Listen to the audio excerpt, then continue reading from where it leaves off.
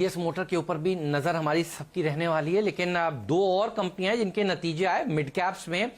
एक तो cement company Heidelberg, अच्छे नंबर्स की एक्सपेक्टेशंस यहां पर की जा रही थी। सेल्स वॉल्यूम 10% जरूर घटे हैं, लेकिन 6 रुपए का एक डिविडेंड भी इन्होंने पेश किया। नंबर्स ओवरऑल ठीक ठाक हैं। रेन इंडस्ट्रीज, इसके नंबर्स बहुत ही गजब के नजर आए। मार्जिन देखिए, इसमें करीब करीब 11.2% से बढ़कर 15.5% के हो गए हैं। एबिटा भी देखिए एक अच्छा इजाफा यहां पर देखने को मिला है। रेन इंडस्ट्रीज, हेडलबर्ग ट्रैक करते हैं क्या भसीन साहब? और मिड कैप सीमेंट कंपनियों ने भी और ओवरऑल सीमेंट कंपनियों ने अब तक अच्छे नंबर्स पेश किए हैं। इस स्पेस में आपके पिक्स क्या होंगे? हाँ, तो हेमंत जी, आपको ध्यान है, we have been overweight pharma, auto and cement, और cement has actually been the best performing large cap sector. UltraTech 3250 से लेके 3850 है, अंबुजा 160 वाला 190 है, एसीसी 1050 वाला 1250 है, and I can go on. But I am continuing to focus on 4 stocks, और मैं सबको कहता हूं कि बास्केट बना के लीजिए। UltraTech, ACC, Ambuja and Shri cement, these 4 are going to outperform, they are going to be the market leaders। आपके यहाँ एक बहुत स्ट्रॉन्ग सर्ज आएगी for demand. Cement prices are higher और volumes once you are through with the monsoon will even go more। अभी तो monsoon में 1 महीना है, तो इस मंथ में रिकॉर्ड सेल्स होंगी, और एक लल सीजन के बाद वो ज्यादा लल रहेगा नहीं, बिकॉज इतने टाइम जो लॉकडाउन था, extremely strong demand to finish the uninitiated projects. तो ये 4 स्टॉक्स यहाँ से आउट परफॉर्म कर सकते हैं। और मिड कैप आपने रेन इंडस्ट्री कहा, तो मैं बताऊं, क्योंकि वो जो एस्बेस्टोस का बिजनेस है वहां पे भी बहुत ट्रैक्शन है। So that could be a mid cap dark horse, but I would go with the 4 names which I have suggested. Okay, तो दिग्गज कंपनियों में एसीसी, श्री सीमेंट, अल्ट्राटेक जैसे स्टॉक्स पर भसीन साहब ज्यादा बुलिश हैं, लेकिन राजेश सातपुते, आप हाइडलबर्ग का चार्ट देखेंगे और हाइडलबर्ग बाकी अपने मिड कैप पियर्स के मुकाबले ईयर टू डेट थोड़ा सा पीछे रहा है। तो क्या अब आपको लग रहा है ये फ्रंट फुट पर आकर खेलने को तैयार होगा?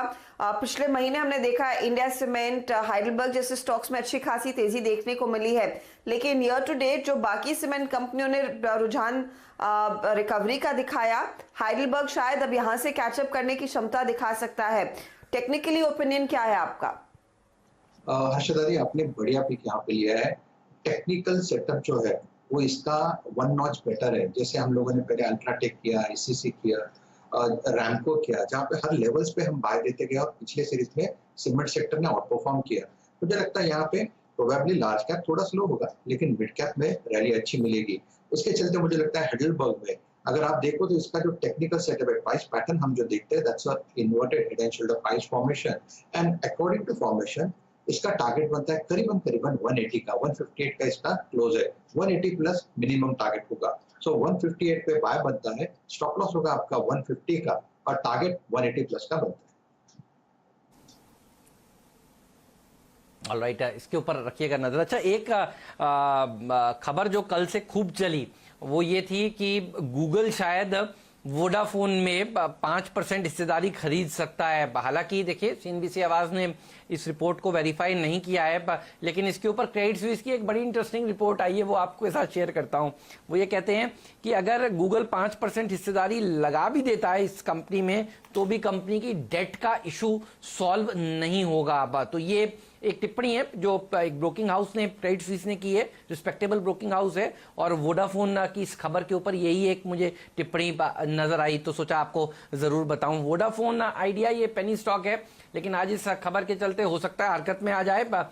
लेकिन भसीन साहब की मुझे कॉल बढ़िया लगी। अगर इस खबर को प्ले करना ही है तो ग्रासिम से प्ले करना चाहिए, लेकिन फिर भी कॉल तो लेना है। वोडाफोन आइडिया पर देखिए कैसे अप्रोच करते हैं आप इस स्टॉक को। पालिया साहब, क्या राय होगी आपकी? मुझे याद है 12.5 रुपए पर इन्होंने राइट्स इशू किया था, 2200 का भाव था, तब हम कहते थे कि ये स्टॉक राइट्स इशू के भी नीचे चला जाएगा। अब तो 6 रुपए के आसपास ये शेयर ट्रेड कर रहा है। कैसे अप्रोच करेंगे इसे? हेमंत जी, अगर मैं इसका स्ट्रक्चर देखूं तो पिछले कुछ दिनों में जरूर लोअर साइड से एक बाइंग इंटरेस्ट देखने को मिला है स्टॉक में, और स्टॉक इसके काफी इंपॉर्टेंट रेजिस्टेंस एरिया के पास ही ट्रेड कर रहा है, जो कि इसका 6 रुपए के आसपास है। तो मेरे हिसाब से जो फॉर्मेशन हो रहा है वो ये दर्शाता है कि अगर इसमें 6 रुपए का एक डिसाइसिव ब्रेकआउट हो जाता है तो ये यहाँ से अपमूव एक्सटेंड होना चाहिए, जो कि इसको 8 रुपए 9 रुपए की रेंज में भी लेके जा सकता है। क्योंकि एक नीचे में अगर हम देखें तो शॉर्ट टर्म चार्ट में एक राउंडिंग बॉटम फॉर्मेशन बन रहा है, जो कि ये दर्शाता है 6 रुपए के ब्रेकआउट के बाद स्टॉक में 8.5 से 9 रुपए तक का अपमूव बन सकता है। तो करंट लेवल से जब मेरे हिसाब से अगर किसी को थोड़ा सा सेफली प्ले करना है तो या तो 6 रुपए के ब्रेकआउट के बाद इसको बाय करे और फिर उसमें स्टॉप लॉस रखे 5 रुपए का, और ऊपर के टारगेट होंगे 8.5 से 9 रुपए तक के। लोअर साइड पे मुझे लगता है कि ये स्टॉक में वापस जो सपोर्ट बन के आएगा वो करीब 4 4.5 रुपए के आसपास है, जो कि काफी इंपॉर्टेंट लेवल रहेगा वापस अगर ये कोई करेक्टिव मूव भी बनता है तो। ट्रेडिंग पॉइंट ऑफ व्यू से इसको 6 रुपए के ऊपर बाय करें, 8.5 रुपए का 8.5 से 9 का टारगेट रखें और स्टॉप लॉस रखें इसमें फिर 5 रुपए का। ओके, तो ये फिलहाल लेवल्स इंपॉर्टेंट रहेंगे, लेकिन वोडाफोन देखिए 5-6 रुपए का स्टॉक है। यहाँ पर अगर आप पोजीशन ले रहे हैं तो वो ट्रेड के लिहाज से ही होनी चाहिए और वो टारगेट स्टॉप लॉस जरूर ध्यान में रखें।